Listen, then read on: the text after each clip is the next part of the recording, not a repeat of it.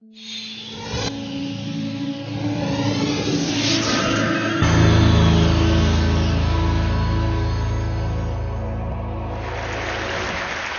I was president of the American Psychological Association, they tried to media train me. And an encounter I had with CNN summarizes what I'm going to be talking about today, which is the 11th reason to be optimistic. The editor of Discover told us 10 of them. I'm going to give you the 11th. So they came to me, CNN, and they said, Professor Seligman, would you tell us about the state of psychology today? We'd like to interview you about that. And I said, great. He said, but this is CNN, so you only get a sound bite. So, well, how many words do I get? I said, well, one. Cameras rolled, and she said, Professor Seligman, what is the state of psychology today? Good. Cut. That won't do. We'd really better give you a longer sound bite. Well, how many words do I get this time? Well, you get 2. Dr. Seligman, what is the state of psychology today? Not good.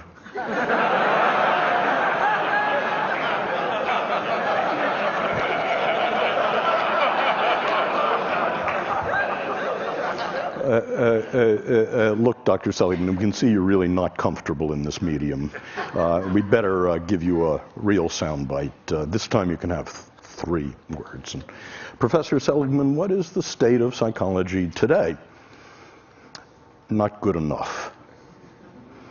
And that's what I'm going to be talking about. I want to say why psychology was good, why it was not good, and how it may become, in the next 10 years, good enough. And by parallel summary, I want to say the same thing about technology, about entertainment and design, because I think the issues are very similar. So why was psychology good? Well, for more than 60 years, psychology worked within the disease model. 10 years ago when I was on an airplane and I introduced myself to my seatmate and told them what I did, they'd move away from me. And because quite rightly, they were saying psychology is about finding what's wrong with you, spot the loony. And now when I tell people what I do, they move toward me. And what was good about psychology, about the $30 billion investment NIMH made, about working in the disease model, about what you mean by psychology, is that 60 years ago, none of the disorders were treatable. It was entirely smoke and mirrors. And now 14 of the disorders are treatable, 2 of them actually curable. And the other thing that happened is that a science developed, a science of mental illness, that we found out that we could take fuzzy concepts like depression, alcoholism, and measure them with rigor.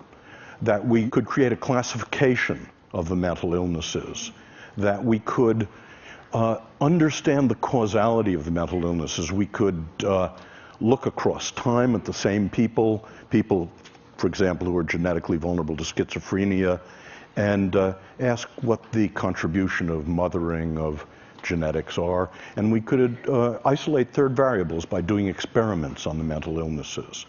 And best of all, we were able in the last 50 years to invent drug treatments and psychological treatments.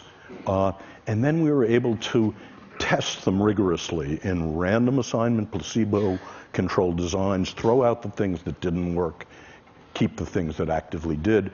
And the conclusion of that is that psychology and psychiatry of the last 60 years can actually claim that we can make miserable people less miserable. And I think that's terrific. I'm proud of it. But what was not good, the consequences of that, were 3 things. The first was moral, that psychologists and psychiatrists became victimologists, pathologizers, that our view of human nature was that if you were in trouble, bricks fell on you. And we forgot that people made choices and decisions. We forgot responsibility. That was the first cost. The second cost was that we forgot about you people. We forgot about improving normal lives. We forgot about a mission to make relatively untroubled people happier, more fulfilled, more productive. And genius, high talent, became a dirty word. No one works on that. And the third problem about the disease model is, in our rush to do something about people in trouble, in our rush to do something about repairing damage, it never occurred to us to develop interventions to make people happier, positive interventions. So that was not good. And so that's what led people like Nancy Etkoff, Dan Gilbert, Mike Csikszentmihalyi, and myself to work in something I call positive psychology, which has three aims. The first is that psychology should be just as concerned with human strength as it is with weakness. It should be just as concerned with building strength as with repairing damage. It should be interested in the best things in life, and it should be just as concerned with making the lives of normal people fulfilling, and with genius, with nurturing high talent. So, in the last 10 years, and the hope for the future, we've seen the beginnings of a science of positive psychology, a science of what makes life worth living. It turns out that we can measure different forms of happiness, and any of you for free can go to that website and take the entire panoply of tests of happiness. You can ask, how do you stack up for positive emotion, for meaning, for flow, against literally tens of thousands of other people. We created the opposite of the diagnostic manual of the insanities, a classification of the strengths and virtues that looks at the sex ratio, how they're defined, how to diagnose them, what builds them and what gets in their way. We found that we could discover the causation of the positive states, the relationship between left hemispheric activity and right hemispheric activity as a cause of happiness. I've spent my life working on extremely miserable people, and I've asked the question, how do extremely miserable people differ from the rest of you?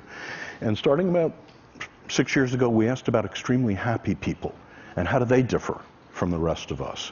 And it turns out there's one way, very surprising, they're not more religious, they're not in better shape, they don't have more money, they're not better looking, they don't have more good events and fewer bad events. The one way in which they differ, they're extremely social. They don't sit in seminars on Saturday morning. They don't spend time alone. Each of them is in a romantic relationship, and each has a rich repertoire of friends. But watch out here. This is merely correlational data, not causal, and it's about happiness in the first Hollywood sense I'm going to talk about. Happiness of ebullience and giggling and good cheer. And I'm going to suggest to you that's not nearly enough in just a moment.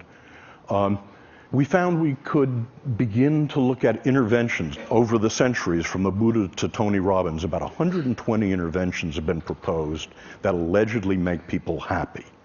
And we find that we've been able to manualize many of them, and we actually carry out random assignment efficacy and effectiveness studies. That is, which ones actually make people lastingly happier. In a couple of minutes, I'll tell you about some of those results. But the upshot of this is that the mission I want psychology to have, in addition to its mission of curing the mentally ill, in addition to its mission of making miserable people less miserable, is, can psychology actually make people happier? And to ask that question, happy is not a word I use very much. We've had to break it down into what I think is askable about happy. And I believe there are three different, and I call them different because different interventions build them. It's possible to have one rather than the other. Three different happy lives. The first happy life is the pleasant life. This is a life in which you have as much positive emotion as you possibly can, and the skills to amplify it. The second is a life of engagement, a life in your work, your parenting, your love, your leisure. Time stops for you. That's what Aristotle was talking about. And third, the meaningful life. So I want to say a little bit about each of those lives and what we know about them. The first life is the pleasant life, and it's simply, as best we can find it, it's having as many of the pleasures as you can, as much positive emotion as you can, and learning the skills, savoring, mindfulness, that amplify them, that stretch them over time and space. But the pleasant life has three drawbacks, and it's why positive psychology is not happyology, and why it doesn't end here.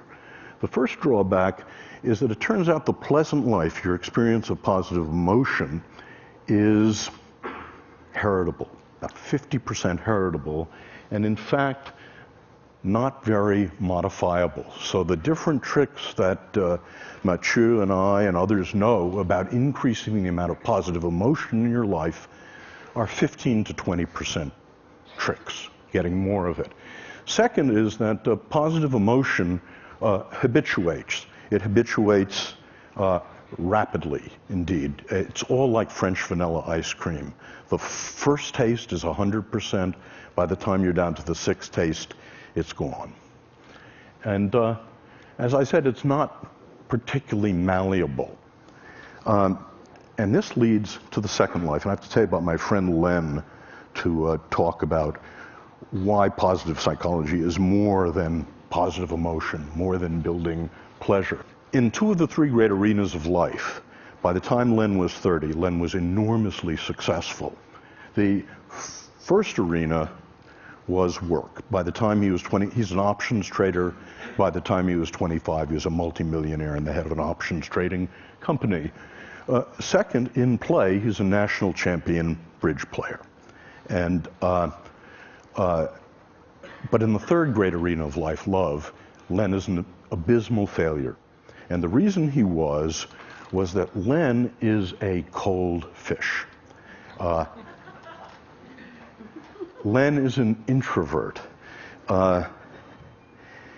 American women said to Len when he dated them, "You're no fun. You don't have positive emotion. Get lost." And Len was wealthy enough to be able to afford a Park Avenue psychoanalyst who for 5 years tried to find the sexual trauma that had somehow locked positive emotion inside of him. But it turned out there wasn't any sexual trauma. It turned out that Len grew up in Long Island and he played football and watched football and played bridge. Len is in the bottom 5% of what we call positive affectivity. So the question is Len unhappy? And I want to say not. Contrary to what psychology told us about the bottom 50% of the human race in positive affectivity, I think Len is one of the happiest people I know. He's not consigned to the hell of unhappiness, and that's because Len, like most of you, is enormously capable of flow. When he walks onto the floor of the American Exchange at 9:30 in the morning, time stops for him, and it stops till the closing bell. When the first card is played, till 10 days later, the tournament is over, time stops for Len. And this is indeed what Mike Csikszentmihalyi has been talking about flow, and it's distinct from pleasure in a very important way. Pleasure has raw feels. You know it's happening. There's thought and feeling. But what Mike told you yesterday, during flow, you can't feel anything. You're one with the music. Time stops. You have intense concentration. And this is indeed the characteristic of what we think of as the good life. And we think there's a recipe for it, and it's knowing what your highest strengths are. And again, there's a valid test of what your 5 highest strengths are, and then recrafting your life to use them as much as you possibly can. Recrafting your work, your love, your play, your friendship, your parenting. Just one example. One person I worked with was a bagger at Gennardi's. Hated the job. She's working her way through college. Her highest strength was social intelligence. So she recrafted bagging to make the encounter with her the social highlight of every customer's day. Now, obviously she failed, but what she did was to take her highest strengths and recraft work to use them as much as possible. What you get out of that is not smiliness. You don't look like Debbie Reynolds. You don't giggle a lot. What you get is more absorption. So that's the second path. The first path, positive emotion. The second path is eudaimonia and flow. And the third path is meaning. This is the most venerable of all the happinesses traditionally.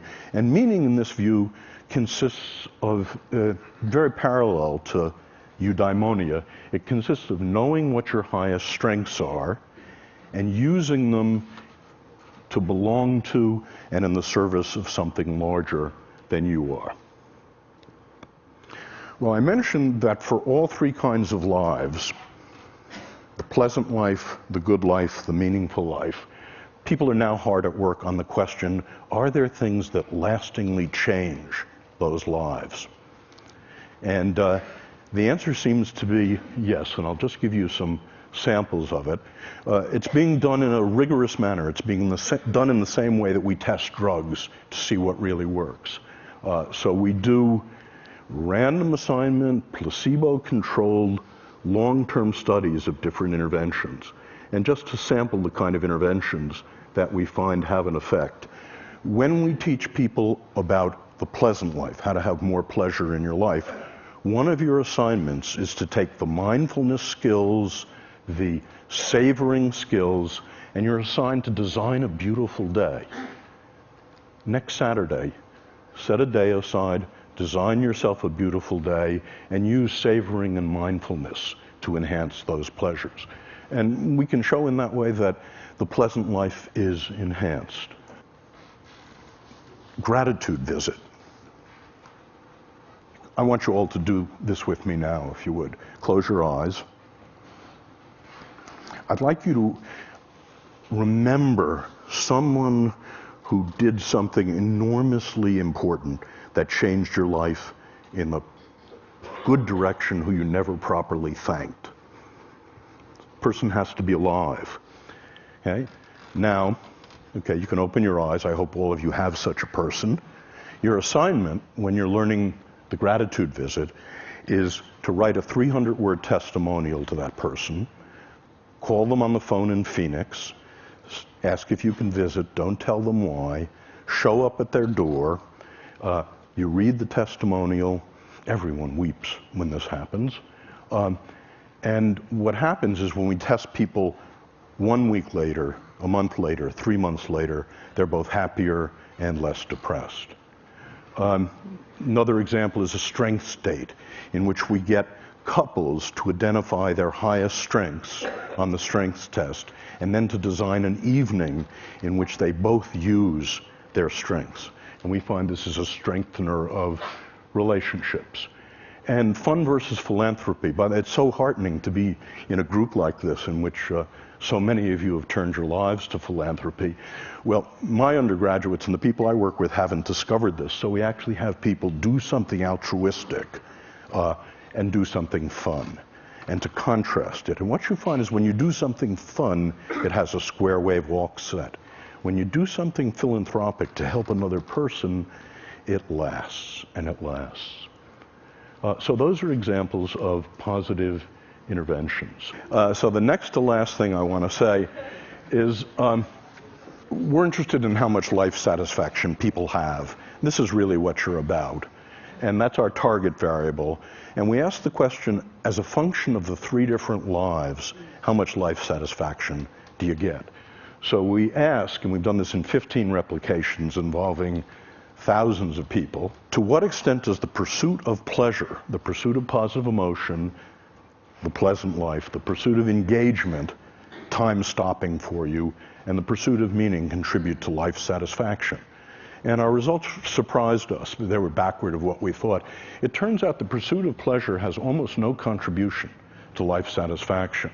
The pursuit of meaning is the strongest, and this is the pursuit of engagement is also very strong. Where pleasure matters is if you have both engagement and you have meaning, then pleasure is the whipped cream and the cherry, which is to say the full life, the sum is greater than the parts if you've got all three. Conversely, if you have none of the three, the empty life, the sum is less than the parts. And what we're asking now is, does the very same relationship, physical health, morbidity, how long you live, and productivity follow the same relationship? That is, in a corporation, is productivity a function of positive emotion, engagement, and meaning? Is health a function of positive engagement, of pleasure, and of meaning in life? And there is reason to think the answer to both of those may well be yes. So Chris said that the last speaker had a chance to try to integrate what he heard, and so this was amazing for me. I've never been in a gathering like this. I've never seen speakers stretch beyond themselves so much, which was one of the remarkable things. But I found that the problems of psychology seem to be parallel to the problems of technology, entertainment, and design. In the following way, we all know that technology, entertainment, and design have been and can be used for destructive purposes. We also know that technology, entertainment, and design can be used to relieve misery. And by the way, the distinction between relieving misery and building happiness is extremely important. I thought when I first became a therapist 30 years ago that if I could make someone, if I was good enough to make someone not depressed, not anxious, not angry, that I'd make them happy. And I never found that. I found the best you could ever do was to get to zero, that they were empty. And it turns out the skills of happiness, the skills of the pleasant life, the skills of engagement, the skills of meaning are different from the skills of relieving misery. And so the parallel thing holds with technology, entertainment, and design, I believe. That is, it is possible for these three drivers of our world to increase happiness, to increase positive emotion, and that's typically how they've been used. But once you fractionate happiness the way I do, not just positive emotion, that's not nearly enough. There's flow in life and there's meaning in life.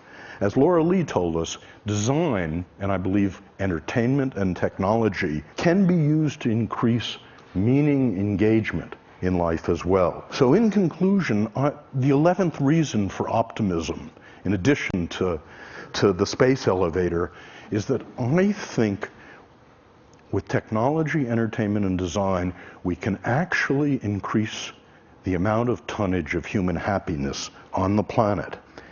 And if technology can, in the next decade or two, increase the pleasant life, the good life, and the meaningful life, it will be good enough. If entertainment can be diverted to also increase positive emotion, meaning, eudaimonia, it will be good enough. And if design can increase positive emotion, eudaimonia, and flow, and meaning, what we're all doing together will become good enough. Thank you.